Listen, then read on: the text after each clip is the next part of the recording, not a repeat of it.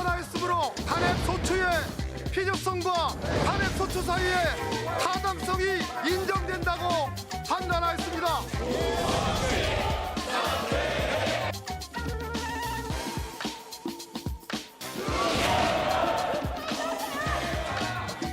종묘에서 빵 먹고 한강에서 눈 흘린다는 속담이 있듯이 어디서 지금 분풀이하고 화풀이하는 거예요?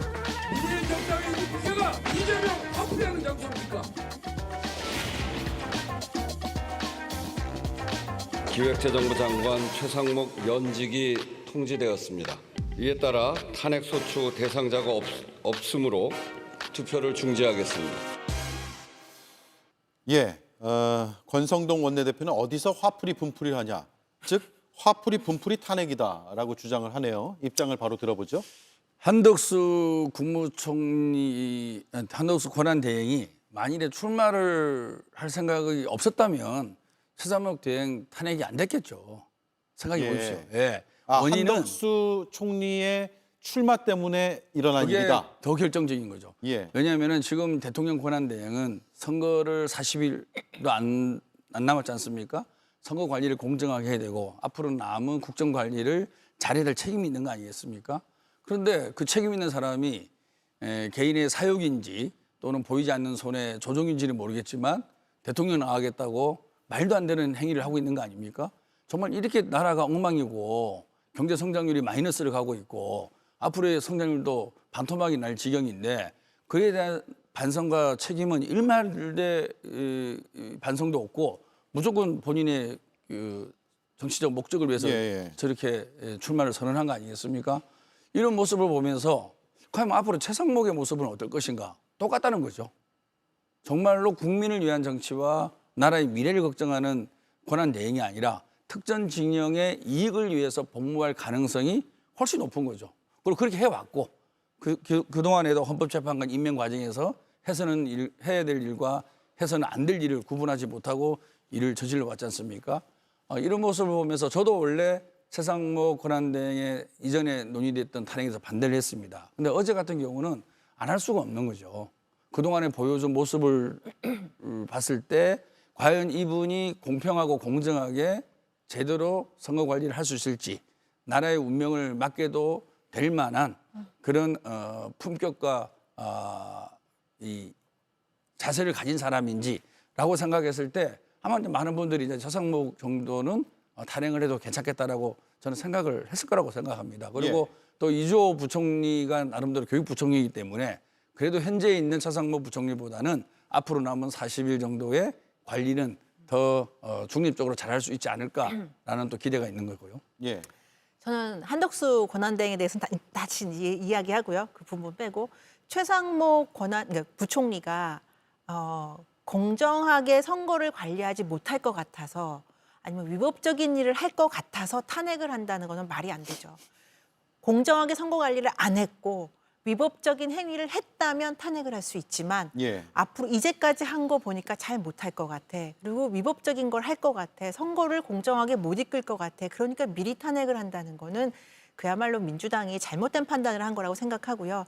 특히 어젯밤에 하필이면 어제 저녁 때 최상목 부총리를 탄핵함으로 인해서 민주당은 정말 이재명 후보의 이 대법원 판결에 대한 분풀이다라는 딱 그 프레임에 짜이기 딱 좋게 되는 그런 상황이었다고 저는 생각을 해요. 그래서 앞서서도 말씀드렸지만 왜 어젯밤에 갑자기 그 전부터 계속 어떠한 뭐 빌드업 과정 이런 것도 없었는데 느닷없이 최상목 부총리를 탄핵을 했느냐에 대해서는 민주당이 분명히 성급했고 비판을 받을 수밖에 없다고 생각합니다.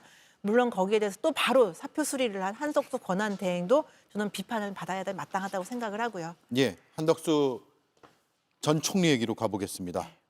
출마 선언했고 출마 선언하면서 했던 발언도 쭉 앞에서 들었기 때문에 생략을 하고요. 근데 완주를 할 것이냐 아니냐 이게 중요한 부분인데 완주할 거라고 보세요? 단일화 과정을 통해서 이제 한 후보로 결정되지 않겠습니까? 그 과정은 거칠 거라고 봅니다. 그러니까 거기서 지면은 어차피 완주가 안 되는 거고 이기면 완주가 되는 건데 단일화 과정은 뭐 반드시 그런 과정을 거치겠다라고 생각을 하고 있습니다. 예. 국힘 후보 누가 되느냐에 따라 달라지는 상황인 것 같아요. 물론 김문수 후보가 이재명 후보 어제 대법원 판결 이후에 좀 발언이 달라지긴 했지만 네. 김문수 후보가 되면 단일화될 가능성이 굉장히 높고요. 근데 한동훈 후보 같은 경우에는 정치적으로나 개인적으로나 단일화에서 실익을 받을 게 하나도 없다고 생각을 해요. 그리고 실제 그 캠프가 그렇게 생각을 하고 있고 그래서 저는 한동훈 후보가 되면 단일화가 어려울 것이고 그다음에 김문수 후보가 되면 단일화의 가능성은 매우 높은 거 아니냐라고 저는 생각해 봅니다. 예. 자, 오늘 한덕수 전 총리가 출마 선언하고 일정을 마친 뒤에 광주로 갔거든요. 광주 5.18 묘역을 참배할 예정이었는데 막혔습니다. 참배를 못한 걸로 지금 전해지고 있는데 저도 호남 사람이다라고 이야기하면서 참배를 하려고 했지만 들어보시죠.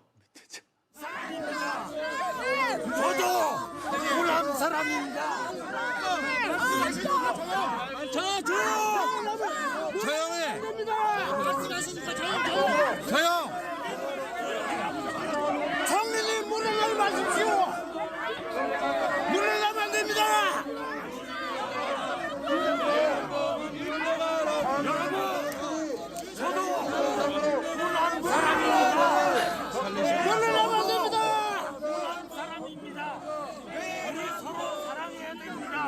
예. 오늘 오후 5시부터 참배할 예정이었거든요. 막 들어온 영상이란 점 말씀을 드리고요. 자신이 호남 사람이다라고 5.18 묘역에 참배를 하겠다라고 갔지만 광주 시민으로 보이는데 많은 시민들에게 둘러싸여서 앞으로 가지 못하고 결국 참배가 이루어지지 못했다, 참배를 하지 못했다라는 그런 소식이 지금 막 영상과 함께 현장에서 들어왔기 때문에 전해드립니다. 영상은 계속 들어온 대로 새로운 영상을 업데이트해서 바로 보여드리도록 하죠. 자, 첫날 행보에 대한 저런 일까지 벌어졌네요. 마치 광주 민주묘역 참배를 가면 나갔을 거라고 예상을 하고 자기가 준비한 호남 사람, 지역 감정을 유발하는 그런 발언을 하는 모습으로 보입니다. 사실 호남 사람이라고 얘기하면 태어난 곳이 호남이 아니라 호남의 정신, 또 호남인들이 추구하는 민주에 대한 가치, 예. 그거를 공유를 할 때 나도 호남 사람입니다라고 얘기하는 게 맞는 거죠. 그게 상식이고. 예. 그 전제는 뭡니까? 12.3 비상계엄에 대한 철저한 반성과 윤석열 대통령과 확실한 선긋기, 그리고 앞으로 민주주의를 제대로 하겠다는 선언, 그런 것들이 담겨야만 정말 호남인들이 원하는 나도 호남 사람이다라는 공감을 얻을 텐데 오늘 출마 선언문을 보더라도 일말의 반성도 없습니다. 12.3 비상계엄에 대해서 일말의 반성도 없고 추상적인 단어로만 나열돼 있거든요. 그리고 윤석열 대통령과의 관계 설정에 대해서도 아무런 언급이 없습니다. 그래놓고 내가 호남이 고향이니 나를 받아달라. 말이나 되는 겁니까? 예. 이게 있을 수 없는 일이고요. 그리고 일부러 저렇게 유발을 하는 거죠. 일부러 유발한다고 보시는 저는 거네요? 100% 유발한다고 봅니다. 예. 그래서 노이즈도 일으키고 마치 호남에 가서 핍박받는 모습을 연출함으로 인해서 또 지지층들을 결집해내고 이런 목적이라고 보는데요. 상당히 연출된 느낌을 받습니다. 예. 한덕수 총리의 가장 큰 문제는 뭐냐면은 제가 국회에 있을 때도 대정부질이나 또는 예산 심의할 때 보면은 너무 진정성이 없고 완전히 사람이 바뀌었어요.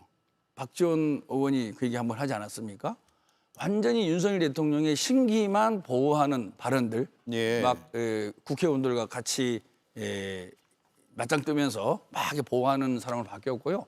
합리성이라는 게 1도 없어요. 제가 아까 나오면서 기사를 몇 개 검색해 봤는데 작년 가을 정기국회 때도 답변을 보면 대한민국 경제가 좋아지고 있습니다. 윤석열 대통령만큼 일 잘하는 사람이 어디 있습니까? 그리고 내년에는 더 좋아질 겁니다. 예. 이런 얘기만 계속 반복하더라고요. 지금 보십시오. 작년보다 경제가 훨씬 안 좋아지고 있고 마이너스까지 기록하고 있지 않습니까? 네. 이분이 경제 전문가라고 하는 것은 경제 관료 출신이라는 그 경력만 있는 거예요. 실적은 거의 없는 거죠. 그리고 생각 자체가 시대 정신을 반영하는 새로운 리더의 모습이 아닌 옛날 20, 30년 전의 구시대의 생각과 사고로서 지금의 현상을 이해하는 그 정도의 수준밖에 안 되고 있지 않습니까? 예. 저는 정말로 너무나 실망스럽습니다. 예. 대통령 후보로서 후보가 되기 위해서 준비된 모습을 보여야 되는 게 전 중요하다고 생각해요. 특히 지금처럼 갑작스럽게 대통령 선거를 하게 된 상황에서는 이 후보는 굉장히 준비가 돼 있구나, 모든 면에서. 근데 지금의 저 모습은 김병욱 전 의원님께서 이게 연출한 모습이다라고 말씀하셨는데, 저는 연출한 모습이 아니라 준비되지 못한 모습이었다라는 점에서 굉장히 안타깝고요. 국민의힘 쪽에서도 사실 광주에 많은 찬배를 갖고 왔습니다. 화해 노력도 했었고 통합 노력을 했었어요. 김종인 위원장, 그다음에 뭐 지금은 다른 당이지만 이준석 의원이 갔을 때 굉장히 환영받았거든요. 그러니까 예. 지금의 저 모습은 말씀하신 대로 자칫 준비되지 못한 모습이 오히려 국론 분열을 일으킬 수 있기 때문에 대통령이 되고자 하신다면 먼저 출마 선언하셨으니까 이제라도 준비부터 하셔라. 저는 예. 그렇게 말씀드리고 싶습니다. 저도 호남 사람입니다. 저 발언은 어떻게 평가하세요? 이제 호남에게 친근감을 유발하고, 그러니까 호남 사람이 대통령 후보가 국민의 보수 진영에서의 그 대통령 후보가 됐기 때문에 뭔가 유권자들의 마음을 사기 위한 저는 전략적인 발언이라고 생각을 하는데요. 저 또한 지금 저 상황에서는 매우 전략적이지 못하고 부적절하다고 생각하는 게, 저렇게 되면 호남인들이 굉장히 배척하는 모습을 보임으로 인해서 오히려 호남인들이 서운해하지 않을까, 답답해하고, 전 그래서 아까 말씀드린 대로 준비되지 못한 모습, 준비되지 못한 행사를 저렇게 생방송으로 국민들에게 보여주는 모습은 그다지 바람직하지 않다라고 예. 보여집니다. 저도 호남 사람입니다를 외치는데 제지를 당하면서 오히려 호남 인들이 배척하는 모습을 더 네. 강조시켜버리는 그런 결과를 네. 낳았다라고 보시는 거네요.